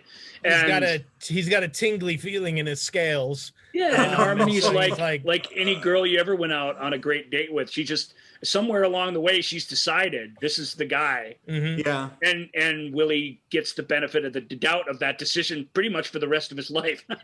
Yeah. And it's cool. That's something women do that guys are gross. That we're animals in that way when it comes to sexual urges and stuff. We're idiots. Women think things over. Well, would he be a good mate? Would he be a good provider for my future children? Blah blah blah. And then my future little thing goes children, ding, and they're like, yes. And once they're there, man, guys, you're home free. Not home free. I mean, you can't turn into a total jerk. You have to live up to that idea. But that's it. Marry that woman who decided that you're worth it. That decision's everything. And Willie's getting dragged down the room. And Harmony, clearly Harmony. What does he say? We will not talk of this. He says. Yeah. Harmony. And Jason Bernard, Caleb's like, yeah, I know you won't, kid. Yeah. Harmony is still she doesn't fully, she hasn't accepted that, she does sort of feel like, okay, Willie. Can we talk about the scene where Brad and Elias and Sancho and everybody are dragging Willie on a chain leash throughout headquarters? The chains, the giant, hefty, like ship-worthy anchor chains. This is hard to watch because we all love Willie, even though we know he's a lizard invader. We really love him, and seeing him treated like an animal and like they're just like, what? Just do whatever we. Brad really is like, let's do whatever we want with this guy. What are you talking about? And Juliet's like, can't just do whatever we want. We have this, and Robert to some degree is backing her up. They're basically in charge, and they're like, we have to do a bunch of tests and stuff, bring him into lab 2 or whatever, and we'll take a look at him. And Harmony's like, he's not like the others. He's a really sweet guy and everything. And he's like, what? Brad's like, what planet are you living on? He's a lizard man. He's here to eat you and take our water and rape our planet. And she's like, that Christine Walsh did a whole special on that. That's just the scientists. That's just I think she says that's just the terrorist propaganda or something like that. Not even realize you're there. You're there. You're there. Brad drags her into the room and he peels back the fake skin on Robert Englund's hand. Yeah. And the look on Englund's so good. It's so good as Willie. The look on his face, this look of shame and it's very it's so pathetic too with this leash and his collar, and she just looks at him and she doesn't even say anything, and he just slowly, he's like, it's true. Yeah. It's harsh. Man, you guys were going to be you didn't even have a care in the world just a few moments ago, and now it's all come crashing down for both of them. That whole sequence is fantastic. I love it. So we have. So as cheesy as V the Final Battle gets, there are some moments where it really kills, and this whole circle of relationships is really, Caleb, there's these great moments. Willie saved Caleb's life, and Caleb's the guy who brings him to lab 2. It's harsh and unfair, but it's war. There are these great moments where of everyone being fully committed and pathos and everything else, and then it's just unfortunate. Then suddenly we get, and it's like, oh yeah, it just it's so bad that it pulls you. It undercuts how great some of these moments, like we can talk about it and realize, yeah, that was so great. That boy, Robert Englund's so good. But then you forget that it's immediately followed by, and it's just, that was the problem watching it, as overall thought is just so disjointed. It just is all over the place, where looking at the original, it is a great build. It is like, you get everything. We talked about that everyone has a moment, and it's all, you get everything. This is just like so choppy and clunky, and and when it really works, it really works. And when it doesn't, it's terrible. So we get so now Willie is there. We said it, we warned you. As V goes on, from original miniseries to final battle to series part 2 to remake, it just gets worse and worse and worse as it goes on. It's like a lot of things in that way. It's not alone. It's no sin. This happens to a lot of projects, but we're on a diminished part of it. There's no question. For the reasons we've talked about, but we got to get to the big ending here pretty quick. Well, we have a couple big moments. So Willie is there, and they are able to do some experiments on him. They're trying to find what is the visitor's peeled his weakness. back open, and they're doing the allergic test. You guys have that done to you, where they have the needles sticking in the grid on your back? No, but I've seen one is for eggs, and one's for cat dander, and one's for whatever, cottonwood. Yep. I had that done to me, so I recognized that immediately. I had that done to me at that time, but like 2 years before that, 1982. And I'm like, they're doing it to Willie, except he's like a lizard. And Robin walks in on that, where his whole lizard back is exposed. And whatever liquid she was bringing to Julie or whatever crashes to the floor, and she's like, she starts totally freaking out. What I like about Robin's reaction here is she knows. Yeah. But she's barely holding it together, but then having an actual visualization of what's inside her body. She's part lizard herself now. Robert Englund earlier in the show turns around and looks at her and he goes, when is it due? And she's like, what's this lizard doing talking to me? And she's like, I could not help but notice around your neck, it is almost all the way around. All the way around. So and she doesn't know what that means, that when it's all the way around, she's going to have a baby. Right. She just hides it and runs away. Yeah. But when she's confronted with the lizard back, it's too much. Oh, yeah. And it's too much truth. What I love about it too is that Blair Tefkin continually delivers. Yeah. Everything she has. I mean, she may be saying dumb things, but like you said, she's committing. And I think there's no person more. She's a teenage girl actor who is completely, and she's more like 20 years old, but nevertheless, she's completely in the emotional moment every time. But I don't think there's anybody in the whole series character-wise that is dealing with anything more highly emotional and visceral than Robin. Right. I mean, and I think that Tefkin just continually keeps delivering every single, even a small moment, walking in, seeing Lizard back and having a breakdown out of nowhere. I'm like, girl. And this is the moment. This is in the episode, the first night here. The first night here. This is I want this out of me. I want it aborted. I want it gone. And she says. I want it gone. And we have the around the table. I want this over. And Robert's goodness, like, the Catholic priest calm is down, there. Let's talk about this. And she's like, no, you don't understand. It's one of them. It's one of them. Oh, right. We don't know this yet. Everyone else doesn't know this. Nobody else knows this because of only the strategic, us and Robin have known strategic it so far. neck wear. And Diana. And whoever watched the surveillance video of the lovemaking. Yep. Bastards. You know that's visitor porn up on that ship. Oh yeah, that has made the rounds. That's why Brian is so popular. Yep. And it's not just the and charisma. Then they have this crazy for network television in 1984. I could not believe this sit-down discussion on whether an abortion of an alien baby is acceptable or not under God. And here's the thing. What Father Andrew, his first argument is not a religious one. It's true. His first argument is scientific, right? Scientific. This is a chance to see what happens when this could be a child that brings both races together, that ends the war. Which is great bit of foreshadowing, It's like, and he's like, and Robert's fascinated by that. I resent your presence here, very much Yeah. is a family decision. It's a family Nothing to do decision. with you or the fate of the world or anything else. And Juliet's basically got her arm around Robin, is going to do whatever she wants, but she's like, I have to tell you, Robin, this pregnancy is unprecedented. I don't know what we're going to find when we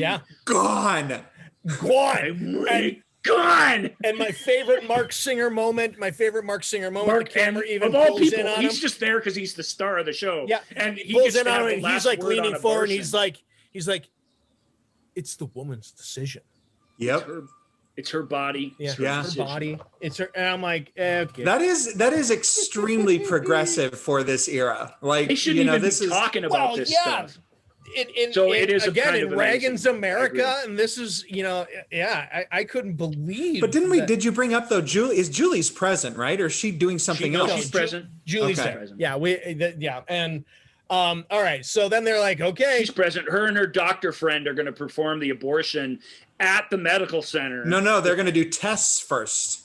Sure, well, no, it's the Gregortian. It's the full on abortion where they're in there and they but in order to do the abortion they have to like go in and see what they're looking at, and that's where they're like, what is going on here? It's all intertwined. Yeah, it's all there's little shoots and veins and nerve endings and stuff where we've never seen them before. Yeah, it's the craziest ultrasound anyone's ever seen. Yeah, I'm gonna try to start snipping, and then Robin immediately starts to crash.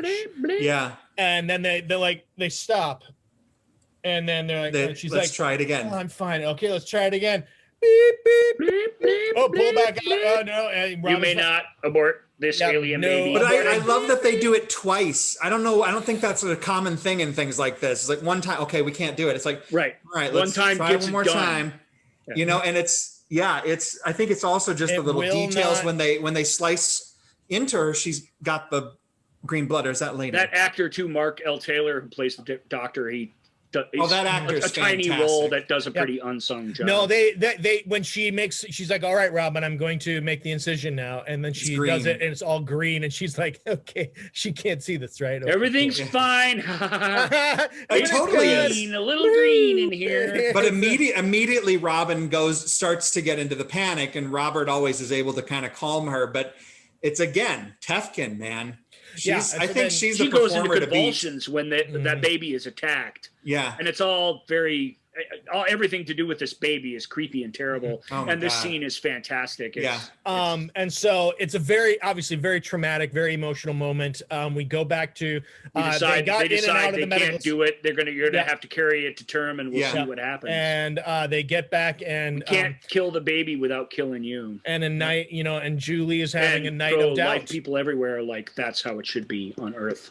Excellent. So then we get another night of doubt from Julie, and there to buck her spirits up is Donovan. Is he? This is, I'm going to say this is just her. She's sick and tired. No, but it was really cool because I watched this scene this week, and I'm like, I do not remember this little moment between Donovan and Julie at all. It's like I have seen it for the first time. It's not a major thing, but I'm like, this is a really great little scene. The little setup on the stairs. It's a really beautiful scene. And I have never seen this in my life. Completely unfamiliar. Maybe you went to the bathroom. It's important that they be connected emotionally for what's going to happen next. Yeah, and yet it's like you say, there's not much to it, but that's what's great about it. It's a simple thing. And the chemistry between the performers is very real. And it works great. So we get to the big night, and Julie pulls this off. I don't know if it part of it surely is the writing, part of it's Faye. Yeah, but for all the crises of conscience and of responsibility that she has, she doesn't ever come off as some whiny, incapable person. She's always super competent. You super trust her to make the right decision. And yet she's vulnerable and stuff. Juliet's just a fantastic character in that way, in terms of being well-rounded. And her hip has healed well, which is great because she's able to get around a lot better. Yeah. No cane. And her ultimate badass moment is about to come, and it is spectacular. She first of all, before she showed, so it's the big night. So it's the night of the big event. The big announcements coming. Anyone, Michael. Oh, all four of the famous people left in America are Mhm. at this event. And Eleanor. And Eleanor's there. And Eleanor and her husband, who, if you watch someday, go back and just watch Hansford Rowe's performance. Oh, he's during so this. disgusted. Everything he's doing is like Mhm. he's getting drunk. He's looking at. He has reactions to all the bad people. Like it's. He doesn't get to do much in the final battle, but this scene you can tell he's deciding. Yeah. Forget this. I'm done with this. I'm never coming to another one of these things again. Yeah. It's pretty cool, actually. Faye Price looking stunning in that dress. The white dress. Oh, not bad. It's For actually 1984. I thought no, but she's actually. Just, it's actually a great bit of good anticipation and suspense getting in. Mm-hmm. I don't want to pass over. Sure. That's a great moment. It is. No, yes. The only real problem with this sequence, because it actually is pulled off really, really well. The only real problem with it is it feels so small. It feels like they're in a little reception room with 20 people, and you got Christine on TV talking about it like it's the Oscars, and you just the budget, the whatever isn't there to make this the event that they're trying to sell us that it is. And also, everybody else has no problem getting in any other way. I was like, so yes, it's so why was it important that Julie and Robert they all had to Ruby and they, why did they have to go through the main entrance when everybody else could show up as the why couldn't everyone just be the help? Yeah. Other than the people who work there, obviously Michael Wright, Elias, Caleb, and a few of them get in because they are medical and folks, one of them actually works at the hospital, so they're being there as hospital employees. Yeah. But mostly they copied those passes and they all worked for Ruby and Father Andrew, and those people all got in conventional ways. But why would they need to when everybody else can just get in easily? That's true. Donovan How many people do you need there? Donovan is somehow in there, no problem. Yeah, yeah. He didn't have to, it starts to be an issue at this point for me that Mike Donovan is number one, the most wanted. Any of his co-conspirators, including Juliet, have to be recognizable by this point. Well, Juliet's not. Well, to a point. I mean, Diana's like, I want that woman. All she's been to the visitors up till this point is that woman, and that was from a spaceship way up in the sky. All right, but even so. But I'm just saying there's a point, there's a reason it's Juliet and Robert and the people that the visitors don't know super well that are, although and my point watching it was why did they even my point watching it is there's Joel, I get your point, but your point is wrong. You're wrong. The show goes to the work of showing how they get in, and then they just don't bother with it for the rest of it. It's just laziness. Yeah. It's not they wrote it this way because they don't care. They just couldn't bother with it, making it believable. So how all the help got in. They paid lip service to it. That has to be enough. Mm-hmm. It isn't, but it is. It has to be. I get it. Yeah. It so sucks, anyway, but anyway, we get to the big event. The event is quite a fete. It is. The show is just hoping you don't even ask that question. Oh yeah. Once you've asked it, it's poof. The whole thing. Yeah. Poof. Yeah. And sure enough, so John comes down to the wonderful stairs staging area. Even just the way Richard Hurd walks as John and his whole pompous. I love Richard This Hurd. thing, right? So great. Mm-hmm. And that might work if there were 1,000 people there. There's 25 people in the room. It just, that kind of gesture doesn't work in this setting. So it's another way where the lack of budget and the lack of a big event really hurt. I never noticed those kinds of things as a kid. In my head, I'm like, wow, this is a big deal, man. Yeah, it is. Yeah. And it is big. You know what? It's not like the sequence sucks. They're right. No, of course not. Because of my issues or Joel's issues, which are real, it plays, but it is compromised. Kenneth wouldn't have let a sequence like this happen with all these questions. Well, sure. And also, Kenneth is the guy who gave us literally the clown car of engineers coming out of the shuttle in the first one. Where it's literally like, oh my God, how many did they fit in that? They sure look sharp in their nice uniforms. Yeah, now we have just like our rental tuxedo budget was tapped out, so we could only have 20 people. This is one of the things about the final battle that also sticks out to me, as far as continuity or convenience. I think any of those things in the original you kind of overlook because they weren't glaring. There's so many in here that seem improbable, and it starts to become bothersome. You know, like, okay, well, you let it go because these people, but there's so much in this one particular, in this final battle, like, I can't give you this. You're having to let more and more things slide by, and it's like, okay.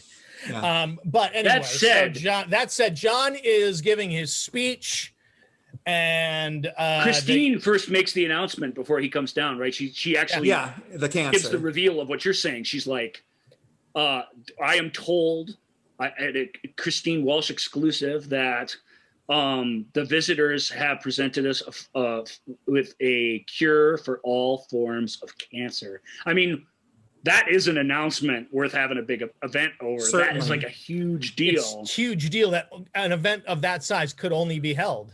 Right. Well, the point is, Jenny Sullivan is selling all of it. She absolutely is selling it. Even though there's not much to sell, she's selling the event very, very well as an actor. But she's still got that deer in headlights look from the previous Diana scolding. Yeah. You know, there's still this. She knows she's on thin ice. Yep. And I think that it's not even so much she's on thin ice. I think she is a person that does have a conscience, and her conscience is now being weighed on about as heavy as it can be. Yes. But the fact that she's still doing it. Selling but I think out she knows to the now bad guys for money and for fame is one thing, but selling out your whole, all of humanity to slavery and to what's the term? Genocide. Oh. That's something else. I think that's beyond her once she starts to really grapple with what it means. Didn't we discuss this about the original series, that there were all of these delays with us trying to help you? So obviously we know this is a lie. Yeah, well, we assume it's a lie. But we can also, because they delayed everything previously because of the terrorist attacks. This is, we were concerned, but I think it's interesting. Shut up, Joel. The scientific symposiums we were going to begin with you on Monday. Yeah, to be delayed. But sorry, but is this all lip service? Do you think there's anything of substance here?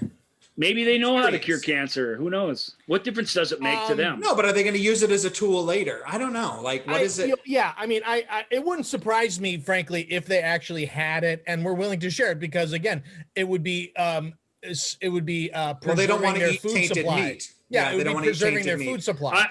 Whether it's true or I think it's a lie. But I'm with Joel. It could be true. It doesn't really matter. It's disingenuous. Whatever. No, it's not a huge thing. I'm just curious. Like, when you look at it, it's like I think there's more to this, because now you are actually talking about something specific rather than scientific symposiums when we're going to talk about stuff. Genetic stuff. And here's and you could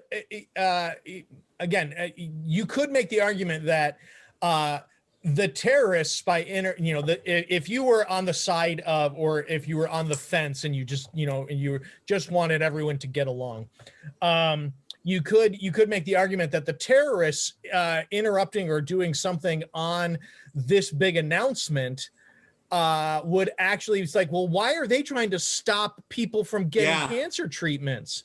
These terrorists really are on the wrong side here. So I see what you're saying. They could have played it that way. You guys, that's not right. That's not right. The guns come out. The resistance take the room in a very exciting sequence. Yes, they do. Julie comes walking down to that platform where John is, holds him at gunpoint, and tears his face off on international television. Yeah. Whatever they were talking about 2 seconds ago, cure for cancer, it's meaningless. Yep. These are lizards who had come to rape our planet and enslave our people. No, you know what, Ryan? You're absolutely right, because it's what Donovan was saying it was going to be. It's an event. How can you see this now and deny it? Or at least have doubt. Well, and that's and you bring up a great point, because and I'm going to skip a little bit ahead, because we do, the way they try to cover for it is they have the real broadcast where he announces this whole broadcast the cure for cancer. It was the cure for cancer trick. Yeah, it's a fantastic reveal, though. The camera comes down and you see applause signs. The visitors have guns on. All the guests, and they're all armed. it's a great. Yeah, that's how That, we that's a reveal. great. So you're absolutely right, Ryan. If someone were on the fence, they would still be believing that. They would be like, "Why would the terrorists?" So you're absolutely right. They do sort of the cover, content of the message is unimportant. Yeah, the real thing is, if you had any doubts, this seals the deal for you, and you won't accept that was all staged or whatever. Doesn't pass any sort of credibility test for a reasonable person. But we live in a society where 35% or so of people believe the craziest crap that you've ever heard. Mm-hmm. So some people will always believe what the authority says, but this event, in my opinion, it works in a lot of ways. There's this great bit where and Juliet is so powerful. Her speech to the world it's short, it's to the point. She's holding this lizard man, and Richard's just like, he doesn't know what to do. This is not, he just went from "I am king of the universe" to "Where's my face? What is happening?" Like he's been completely humiliated. Yeah. It bears Diana is held at gunpoint when the resistance start to leave. She sends Christine down the steps and says, do something. Tell them something. Tell them it's a fake. Tell them anything. And Christine goes down there and she's like, "This is Christine Walsh, the medical center. What you've seen is just a hoax. Except it's not a hoax." Yeah, they're holding me. They're holding me hostage. This is real. And Diana does one of her first of, I'm going to say, an even baker's dozen in the final battle of whipping out another dude, some security guy's pistol, and just shooting her in the back again. No, she doesn't shoot her in the back. It's head on. It's right in her gut. Is it? Oh, right. Yeah, because she's standing at the thing. Yeah, and Christine ducks the first one and keeps talking. Well, there's two things that I want to say about this whole Christine's sequence. big thing is that even after she's being shot at, she keeps, in her last breath, she keeps fighting for humanity before she finally gets hit. No, it's a really good ending for her. Like you're right. She is a decent person. She got ultimately really lost the conscious, or at least atones in some way, whatever way she can when all the chips are down. But there's two things that I want to talk about that always make me happy is that this is one of the, I think the first time that Mike and Diana are one-on-one, because he's holding her. That's right. And throughout the series and then his whole job is to get to her during this sequence. I love those two together so much as a kid. I lived for those two together. Yeah. I wanted that to happen so bad, even more than Juliet. I wanted Diana and Mike to happen. But the other thing I want to think is bears repeating. We talked about in the first, in the original series, and more so on what's to come for Julie. But you're right. She is such an underrated actor. It's like, how in God's name did Faye Grant not have better work? Because watching the things that are coming for Juliet, particularly coming up, that's some deep diving, to use your guys' term, as far. So just starting though, but you're talking about that speech. She's so fantastic. She's so good. She looks the whole world right in the eye and tells them what it is with strength and integrity. And the messages can't be missed. There's just a certain percentage of people that can no longer be doubting what they're seeing. Mm-hmm.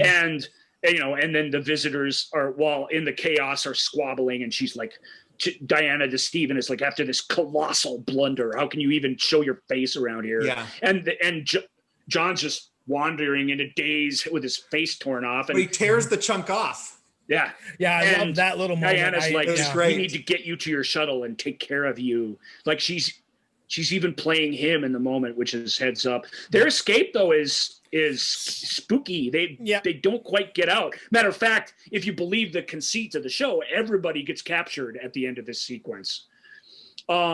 Everybody. We see everybody get the escape on the roof doesn't work. There are visitors there waiting for them.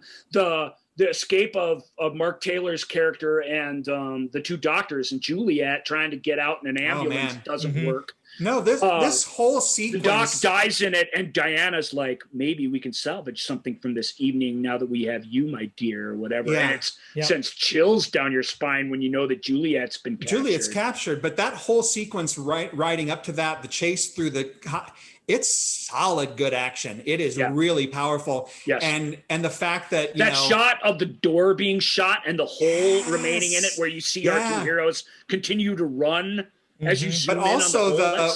That took some time. We can't wait for Julie.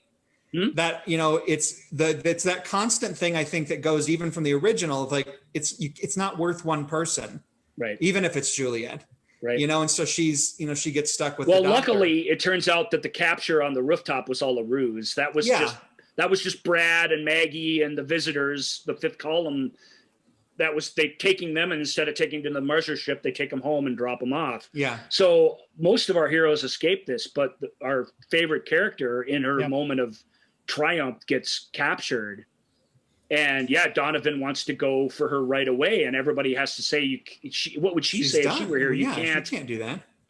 This is all we have. We can't sacrifice ourselves for one person, no matter who it is. Right. We know Donovan. He'll never accept that. Of course not. We already seen that. He's proven that he's not going to. I don't care. I love her. That's it.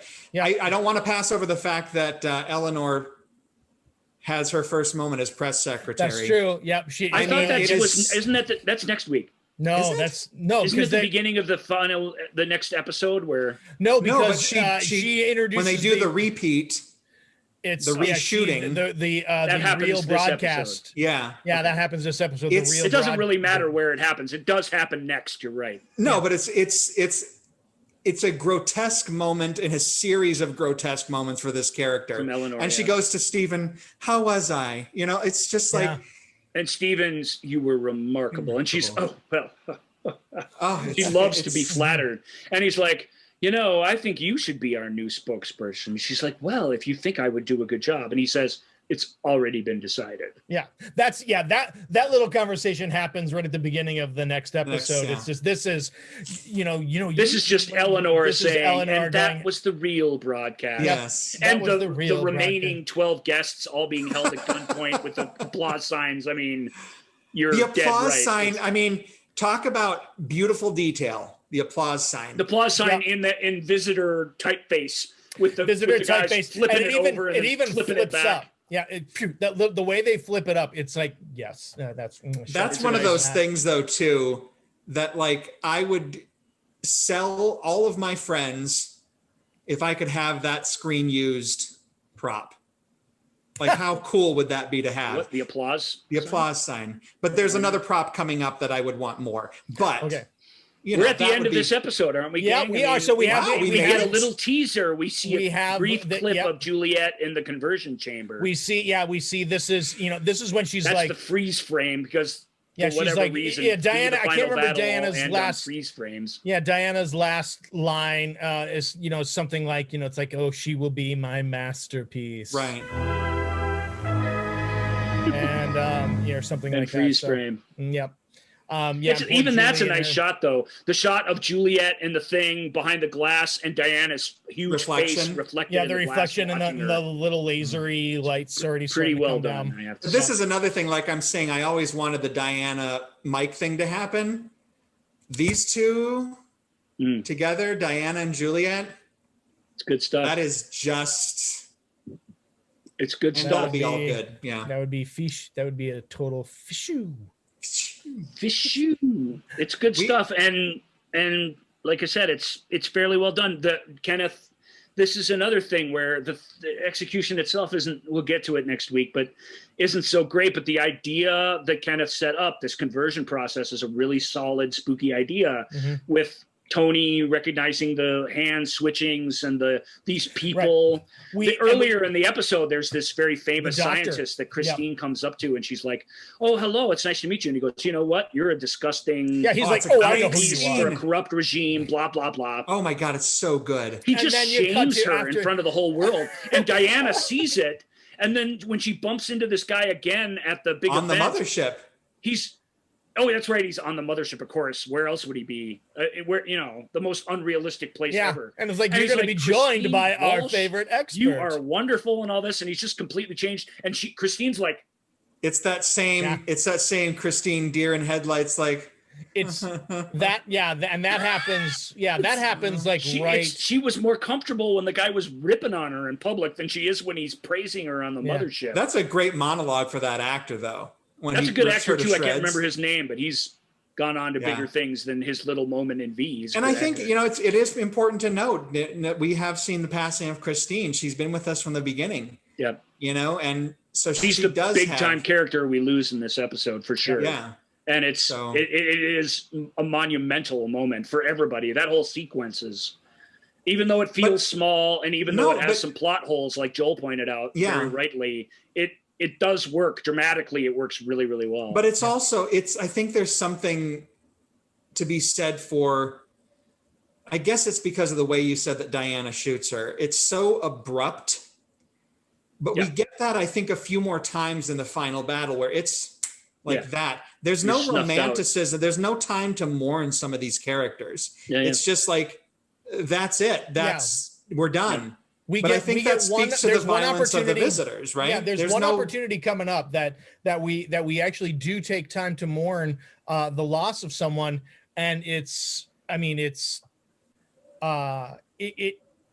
we'll talk about it. It feels almost out of place because you're right.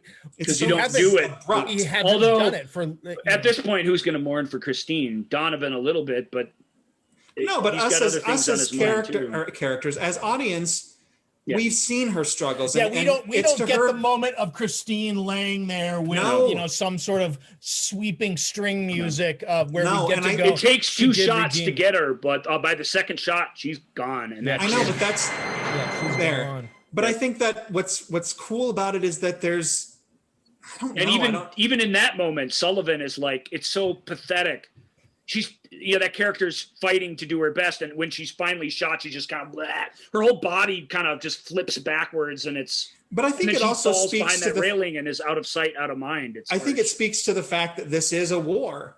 Mm-hmm. You don't have time to mourn. You just got to get ready for the next battle, and it also, I think, speaks to the level of non-humanity of the visitors. That there's no monologuing. It's abrupt, Diana and I think wordlessly looks for the closest handgun and takes aim. But that is one of the things I think I've always loved about Diana, without maybe knowing it as a child, but that she's decisive. There's no, you would take action. You're impulsive. Yep. Right. And that's attractive, in a way. That's probably why the Supreme Leader finds her so attractive. Indeed. But would he send her?